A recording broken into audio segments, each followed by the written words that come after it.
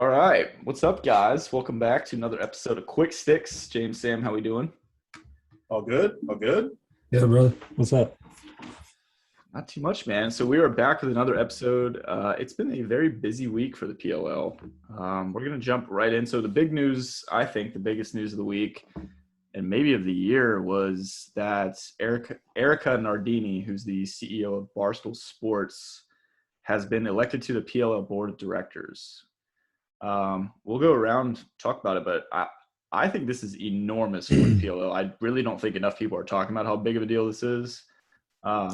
She's obviously not only the CEO of one of the biggest sports media companies in the world, but she's actually also a former lacrosse player, which I didn't know as a child. But so her, statement was how excited she is to have the opportunity to bring a sport like lacrosse into the national stage, which if anyone has the power to do it, it's her. So 100%. 100%. I think it's massive. I think it's bigger because the PLL has grown the base off of social media. I mean, there's so many people who just saw a tweet, saw a video online, and so what she's done with Barstool, she's obviously going to do this because PLL is a great product. People are going to love it. So I'm more excited, and it also shows to me that the league has very positive outlook in regards of all sports. Because why would the CEO, of somebody like Barstool move over to PLL if she didn't see a true future? She obviously knows, as far as like sports, it makes sense. So I think it's big news, two fronts, just because she's joining to make it bigger and that they see this league, growing to be big time. So I'm very excited. yeah, I know Sam mentioned this earlier, but so her, as Sam put it, brainchild has been she led the partnership of Barstool with Penn National Gaming, right, Sam? Yep.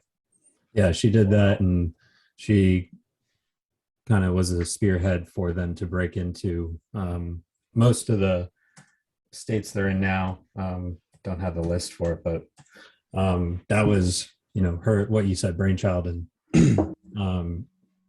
and how successful that's become. Because I personally have done a few parlays on their app and haven't hit yet, but it's a fun app. So they make it easy for someone who didn't understand sports betting, especially for me. They actually do. That's they like I didn't understand it at all. Went on there, and within 5 minutes, I finally understood. Spread, parlays and all spread, money line, all that. Which is going to be huge because. So that was my next thought: is when are we going to see lacrosse on these sportsbook apps? It's not going to be long. I mean, they show the over under already on the that's true. Screen. But to Sam's point is you're going to have a user friendly app that explains. I mean, not enough people know the game of lacrosse, the rules of lacrosse, how betting works for it. So you're going to have a user friendly app to say, here's what a typical spread is like in these games. I mean, because PLL is so damn competitive. The spread. And you have to teach people the sport. Tight. And then you have to teach people what's rare. What's a rarity to happen to make it an actual bet, Yeah. Wow. Because some people right now, at the stands without watching PLL, probably think a 10-goal game is a high-scoring game. We're like, no. We got my boy Matt's trying to hit the 20. Yeah. I was saying. Trying to get the 20. Trying to hit the over. I'll be hammering the overs. So, dude, this is big. I also think, every offseason, there's been big things like this.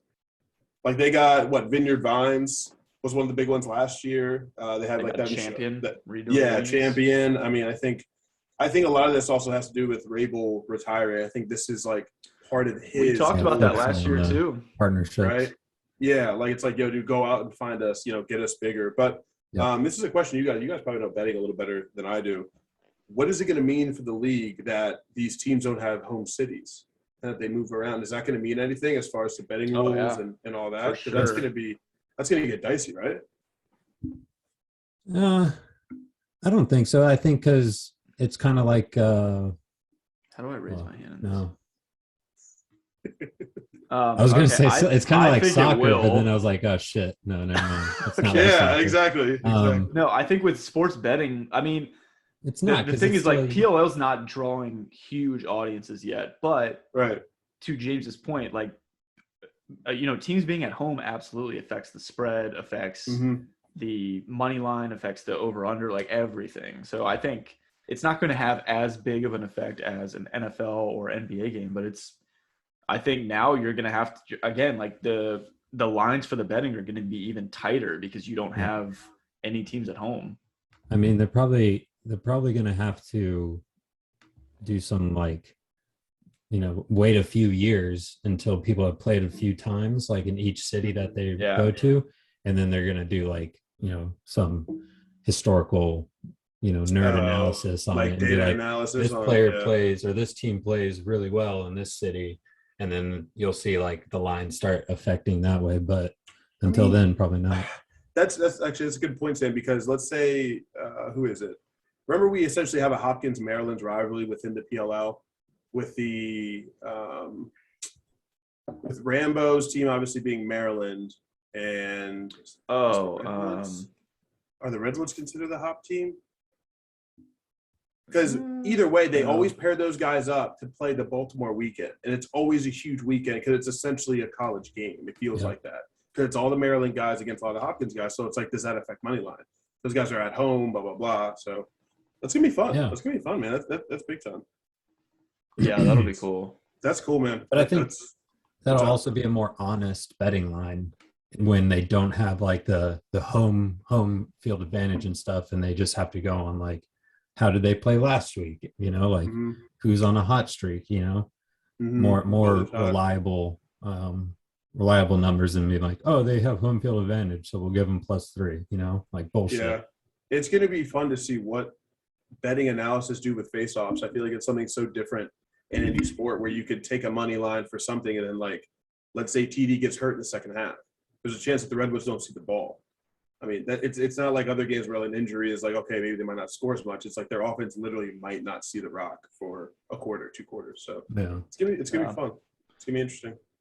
Yeah, I think it's a good app, or at least it's good for them to get on that app because also Barstool's really good about doing the multi-sport parlays where you can do like 2 soccer games, a football game, and now you can throw in a lacrosse game just too. on one ticket. That'd be exactly. Fun. So that would be really fun. Dude, wow. I mean, that shit's gonna break a lot of parlays. 100%. But there could be so much in terms of like, then you have like goalies, and then you do over under 50% saves, face-offs, who wins face-offs, money line face-offs, right? Like that could be a whole thing. I just kind of, back to what you were saying, Sam, like I actually don't know, but I wonder if they need more historical data to even come up with those numbers. Yeah, because we're season 4 right now, so probably they're probably having it right now because we haven't seen like any Andrew Luck exits yet. So they probably are waiting maybe 2 more seasons until they have reliable data, I guess. Yeah, but we're also able to do pretty predictive analysis. Yeah, I mean, we do. with what we have, But I mean, gambling aside, it's a huge partnership. I mean, just the stats of views and whatever it's called on digital media, touches that Barstool gets is ridiculous. But I mean, now you just have another media channel for games to be shown. I mean, can you imagine if Barstool like ended up booking a deal to where they show PLL games on their website or on their, Twitter or whatever? I mean, we're talking possibly millions of views, honestly. Yeah, like you're probably doubling the audience size. Yeah, and there are people who don't like lacrosse but like the PLL, and like I know that doesn't make sense, but it's just true. Yeah, it's like what's up? Barstool has like 2.5 billion social views, so if they incorporate, I believe like some type of PLL media partnership in there, like that's instant brand recognition, like overnight. Well, and they're going to make a Barstool PLL account on every social media. So I mean, Barstool. Yo, let us run it, Erica. Yo, big me. All right, so let's move on. We're going to switch to free agency, we'll call it, but we did have a few retirement announcements this week. I know Drew Adams, former Archers goalie, and Joe Walters, who was a Redwoods midfielder, both announced a retirement. I can't say it's shocking, but I mean, I feel like it is. It's because I mean, it's one of those things where you never know who's going to retire Yeah. at any I mean, point. they're both old. They're both older, but was it time to hang it up, if you will? I think Yeah, the Drew so- Adams thing is just going to play the goalie game. Like, are we going to see Gittleman for the whole time, or does this mean that they go after a goalie in the draft? Because there's definitely going to be some good ones coming out. for and sure. then do they move people around on the Redwoods now to kind of fill that role of the offensive midi, or do they keep what they have? Because what they have is obviously working, but I don't know. We'll see. It's Yeah, gonna be it can definitely affect some drafts. I mean, at least now you have a little bit of notice, but I mean, we definitely could have some more players leading up to the draft being like, yo, I'm done hanging it up. And then it's like, shit, now we got to draft a midfielder. That's true. I mean, the player pool is still pretty yeah, that pretty is big, nice. if you will, so people will start pulling from there, but I don't know. Maybe we'll have a couple more. I'm assuming there won't be more than like 2 or 3 though. I think everybody else is pretty much locked in. Yeah, I think so. But big free agency news, especially for Mr. Wells here, is I can't even believe I'm saying this, but the Chaos signed Tehoka Nanticoke. Which you guys probably remember Nanticoke from Albany, where he absolutely dominated. Yes. He was drafted 3rd overall to the NLL by the Bandits, I believe. Buffalo, yep. So I actually read he only played 10 games for them and had 30 points. Yikes. Which is crazy. Yikes. So, I mean, and to piggyback off that, he had, 109 goals and 61 assists in his time at Albany. That's not that great. Number. That's not that good. That's crazy. I mean, I don't think Sam's hit that in his NHL career. Oh, God. Don't. Well, so, I mean, James, I'll obviously let you speak to this. I am, as a Chrome fan, obviously not happy about this, but my initial thought went straight to, God damn it, with the spacing the Chaos offense creates, now you throw Nanticoke in the middle of that offense.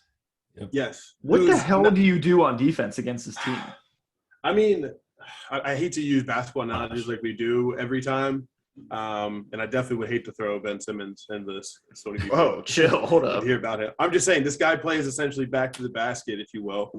He's strong, and he also feeds very well. He's a perfect fit for our offense. I mean, him with Dane Smith, Wes Berg, Chase Frazier and him alone, I mean, could easily have 30, 40 goals each. I mean, fast breaks with him are going to be cake. And I think something we haven't really talked about is he's played NLL. He's played in college, places where it's, pretty packed. He hasn't played PLL like that. Dude, he's going to have space. I mean, he's going to have one-on-ones. He's going to, I think it's a perfect move. I think the only thing that's dicey is maybe there's some personnel issues that we might have to figure out, but that comes with every season. So I might have to end up buying, his jersey at the end of the season when we win it again. God, that would be actually a fresh jersey. Yeah, it would be a really fresh jersey. So we'll see, man. We'll see. And I wonder if this means that more teams will adopt the Canadian, or do you, if it ain't broke, go fix it. So I mean, I also with how much talent you guys have at attack now now you can just use some of these guys as trade bait. Yep. 100%. Shore up defense, shore up midfield. Definitely need a short defense. You guys obviously need help at goalie, so get another goaltender. But but for us to have that MVP goalies also speaks to our defense sometimes. We're giving exactly. Up, I mean, you guys don't need help. Yeah, so before this, I feel like Chaos was definitely a favorite for the chip. But does this now make them the undisputed favorite? I think this is an outright favorite now.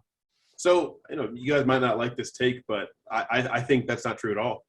I think people are forgetting that TD was hurt last year. You love dwelling on that. Because it's the huge. Redwoods. The Redwoods don't lose that game. Yeah. They don't lose that game. I don't care what anybody tells me. They don't lose that game, and honestly, they don't lose the next one. They really don't. So I think it does put us. And Perkovic getting hurt as well. And Perkovic getting hurt. We're not talking about small pieces. We're talking about possessions, defense, and pass plays. So I think it does put us up there, especially offensive-wise. But if we don't have a solid enough face-off guy, none of this is going to matter. That's a good point. So, or at least wing play. And honestly, we need Blaze to have another MVP season. Now it's that's crazy going to be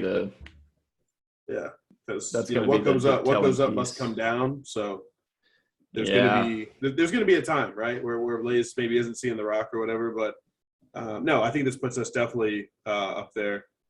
And teams like the Archers still scare me because if they get a face-off guy, I don't think anybody touches them. So Let's see if Blaze's flame gets extinguished. yeah, so he's allowed to say that, but No, I get chest. absolutely Thank not. Thank you. I was about to say. No. Wait, hold up. No. You guys both had just awful dad jokes last time. You said we've seen the movie. Rambo run through checks like Catch Me If You I- Can. I was Like, due that's- for one. It's Mine fine. was Actually, you were Road good to the championship. Alex Road. That's- Come on. Sam, the bar for comedy is That- way higher than that. Sam's wasn't that bad. I don't Where? know. I gotta give it Bad. to him. It was bad. That was fire. All right. else we Real got? quick, they did announce the venues for this season, which we are stoked about. So obviously, go. being a North Carolinian myself, I'm incredibly pumped that they're coming to Charlotte. I believe it's in early June. My two co-hosts here are both closer to the DC area or in the DC area. So is it semis will be in DC? Yep. Semifinals. They will be here. And it's at Audi? Yep. They'll be in Baltimore in June too. Oh, true. Good thing is, I might want to go to that Baltimore game. I still have never been to Food the for new thought. Homewood Stadium. You saw them in heard Audi it's- last year, right? No, I saw them 2 years They're ago. going this year. Yeah, we're going this year. Remember, Did we you- missed it because we were at the wedding. Oh, you're right. Yeah, so 2 years ago. That's why. So it's where the MLS, where the DC United play, and the stadium's 3 years old now, 4 years old. So Yeah. it's awesome. Well, we definitely need to find a weekend to meet up and go, and then we could film an episode while we're there, which would be cool. That'd be great. I mean, I'd love to come down to Charlotte, especially. Get RJ help us out with the editing a little bit. I've never been to Charlotte. Shout out RJ. I heard it's dope. Charlotte's cool. Charlotte's very cool. Yeah. That's cool. All That's right. cool. Last What else we thing got? to touch is so on PLL's website, Austin Owens wrote an article way back in December, and he listed 5 players who he thinks could break the top 50 this year. So we all read the article. Let me hear who you guys think from that list who has the best chance to break the top 50 this year. Sam, I'll start with you. I'm doing Homer pick. I agree. Jake Caraway does have a very good chance, although he is on a very, very good offensive team with Teat and Eric Law. I still think he has a good chance to, have a breakout year and make some highlight plays. Probably be the number one go-to guy, and Teat be the number one assist guy on their offense moving forward. I see that happening. I did not realize he had 14 goals last year, man. I know, right? actually, No neither did I. idea. Very That is quiet. that is the quietest 14. Yeah. So yeah, Wow. definitely think he has a shot at being the number one breakout guy. Yeah, I agree. I mean, I don't think he's the most likely, but it wouldn't surprise me. And a lot of that, nothing to take away from Caraway, but the fact that the spotlight is on Teat and Law so much is like, dude, I mean, this guy's just open because he's Right. quote unquote There the you go. worst of the 3 matchups, even though Sure. he's still a nightmare matchup. But Right. it's like, you can't expect 3 defensemen to cover these guys every possession. Someone's going to be open. And like you said, Teat and Law are such good feeders. I mean, this guy, So good. Yep. So good. I don't know how we didn't notice he had 14 goals. That's crazy. I think they were all just like quiet, just like backside finishes. Like, no Yeah. outside shots or anything. That's crazy, man. Pair of Yeah. 2-pointers. James, who do you like on this list? We'll definitely go Homer pick. Which, if you guys want to roll back the tape, I did say when we had Chase Frazier, he was going to be. You did. I remember that. Factor as we went down to the tournament. I did say that. Anyway, I'm not saying I was right. I'm saying I was correct. You're saying that. So I think he's definitely going to crack the top 50. I think the only thing that will be tough for him is he's not going to be a secret anymore. Teams are going to know how he plays and kind of who he is on the team. He's no longer this NLL D3 guy who's been added late. I mean, now he's one of our guys. I mean, he had 8 points in the last 2 games last season. So our offense is going to be the exact same. A lot of movement, minimal dodging, and I think as long as he can keep his head, because he had a lot of stupid penalties that kept him out of some games. Other than that, I think he definitely can crack top 50, or even have Some- a huge breakout year. So we'll Some see. chaotic penalties. Yeah.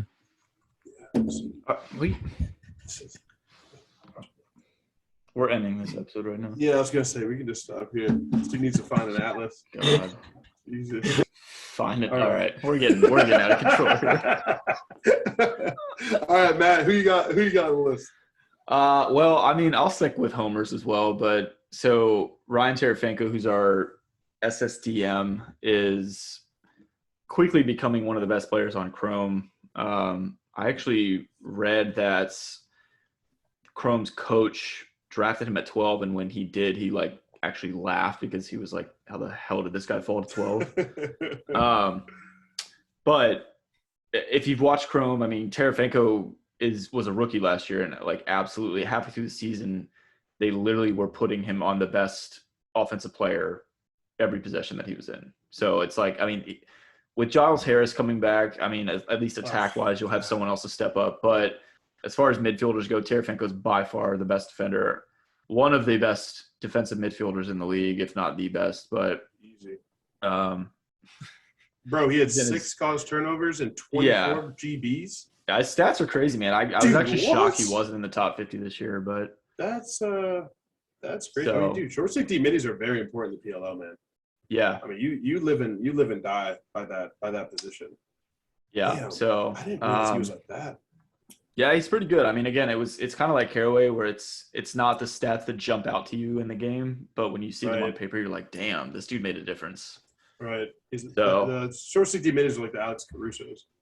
You don't realize what all they did until the end of the game. You go back. It's a good analogy. It's a good analogy. Shit. I also saw Alex Latrell Caruso's Harris. a guard for the Bulls, Sam. I got you. Yeah.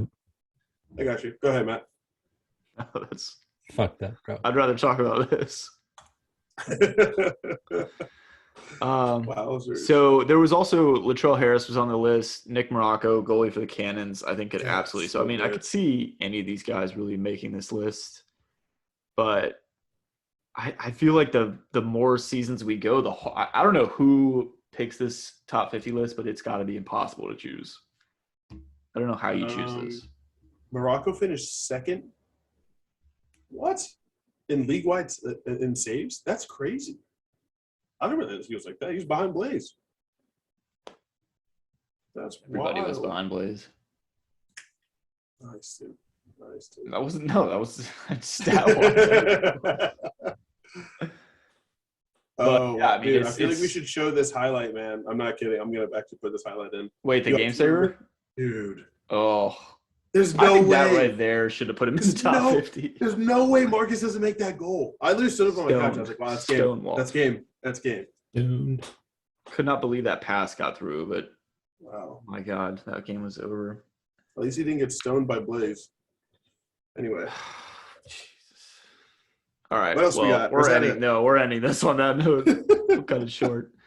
So yeah, we got exciting weeks coming up. We're getting up to some drafts, which is nice. Still got free agency in full bloom. I'm very curious who else is going to make some moves. Player pool's open, so it's exciting times. But very. So make sure we tag Austin on this. Austin wrote a great article. Make sure he gets a shout out. Oh, for sure. Also, when Champion comes out with these new unis, I will definitely be buying a Chrome one. 100%. 100%. Probably a sweatshirt too. Oh, wait. Archer or Atlas. He just said Archer. He didn't even know. Did he switch teams? I was reading Adam Gittleman's. Probably. Did they finish better than the Atlas? Yo, shut up. No, they didn't. Atlas second. I don't know. We're putting some money on this season, by the way. We're putting some money on it. Hope you guys know. Wait, for what? For what? What are we saying? What this team finishes higher? Like, my team came in dead last. I'm not putting money on that. Oh, okay. Sorry. Never mind. I'll find some other fans then. Jesus. I mean, I'll put money on Chrome will beat Chaos, but you think so? Nah, probably not. Atlas beats Chaos by 2. Damn, he not even picked them, but he also gave the spread. Yeah, bro. What? The season's so far out. That's such a hot take. You think that they'll beat us by 2? You're saying he was talking to you? Yo, what? Mad silence. He was talking. By 2. By 2? Okay. Wow. Now, wrap this up. Lock that in. Wrap this up. No, we're good. I kind of want to keep this bet. I'm going to keep a sports book. Okay, actually keep one. And Keep one, in 'cause every you got your- episode, even these casual bets, I'm writing them down. We're gonna pay up after the season. That Dude, actually, there's gonna be like 2 pages. you got your 20. You got your 20 goals on there, right? Oh please, you guys each owe me $100 when this happens. I'm gonna get a shout it out happens, from PLL when All this right. happens. I have to. Bro, if Something. it happens in Charlotte, you're jumping the fence. You have my We word, have a- PLL. we If have that a happens in sponsor. Charlotte, I'm getting arrested for streaking. Dude. All right, Could you imagine we that? are, That's funny. we are Let's wrap it wrapping up. this up. Wrap it up. So we will probably be back next week. Again, we'll keep an eye on free agency and everything going on. But until then, we will see you guys later. Peace. Peace.